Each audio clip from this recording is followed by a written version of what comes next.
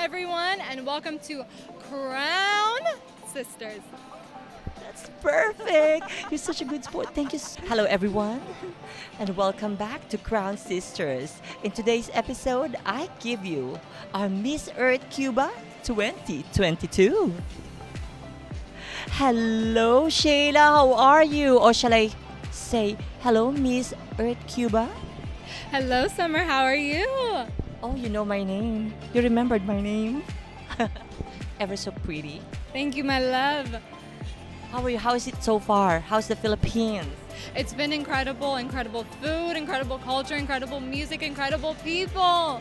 I am having the time of my life, and honestly, I don't think I ever want to leave. Your first time here? I bet everyone's been asking you, what's your favorite food and all this and all that. So, what's your favorite Filipino food?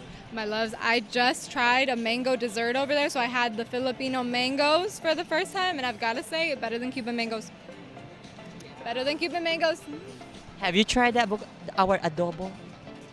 Adobo, very famous Filipino food. I haven't yet, but I hope to. Well, you should try. I'll send you the recipe later. Oh, thank you, Summer. It's the big day on Wednesday. I think it's gonna be your swimsuit competition. So you're flying tomorrow to Zamboanga. Are you looking forward to it? I am. I love swimsuit portion of a pageant. It's always been my personal favorite. I feel like with swimsuit, there's really nothing to hide behind, and so you just get to see each woman's confidence just project through, and it's so much fun. You get to kind of be playful with it, be a little flirty, be a little sassy. I love everything about it. Okay, here we go. Straight to the questions. From 1 to 6, you have to choose a number, and there's a corresponding question for each number. So, give me your number. 5. Here's your question. Are you ready? I am. Are you single? I am not. Okay, and if you were a single lady, would you date a fan? Would I date a fan? Well, I mean, given that my current boyfriend is the biggest fan, I'd say yes. I mean, that sounds like the best arrangement, does it not? Another question for you. That's funny what you said. If you were a pet, whose pet would you be?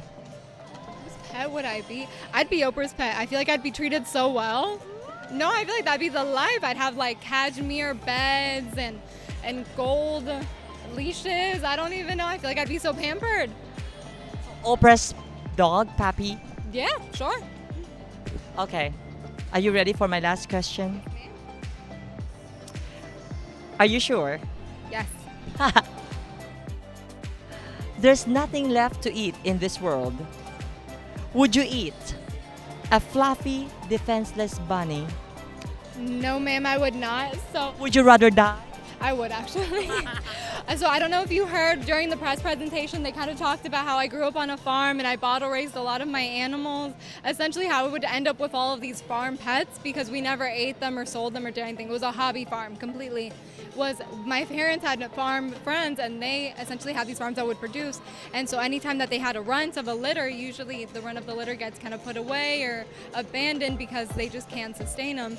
They would just bring them to me and they'd become my pets. And so I bottle raised something like 15 bunnies during my youth. I can't. No, you can't. I can understand that.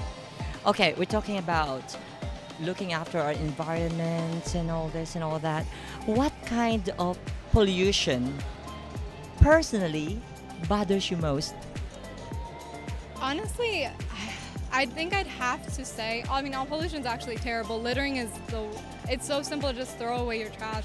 But really, an unknown, a faceless villain for driving climate change is actually polyester pollution. So getting rid of clothing, perfectly good clothing, especially with polyester and other synthetic fabrics, that's microplastics that end up in our oceans. That is microplastics that are now in our blood because of this issue, which is why my advocacy is partially sustainable fashion. All of my fashion for this pageant has been sustainably sourced, either bought secondhand, rented, something I made myself with my grandmother from recycled fabric, or the other. This one here is actually bought secondhand. I totally agree with you, and you look amazing with second hands. You know what? second hand or not, I think you look stunning. Thank you. Who did your makeup? I did. Your own makeup. And your hair, of course. Yes, ma'am. Well, you're such a good sport. Oh, where's the accent from?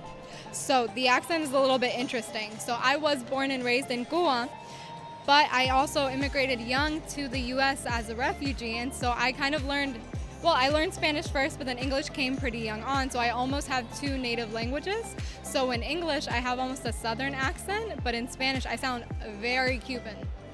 So that's fun for people to figure out in person. Interesting. You know what? We enjoyed this interview, and I hope you did as well. I absolutely love this interview, Summer. Thank you so much. And Michael, to you as well behind the camera. Let's all take a ride. Savannah.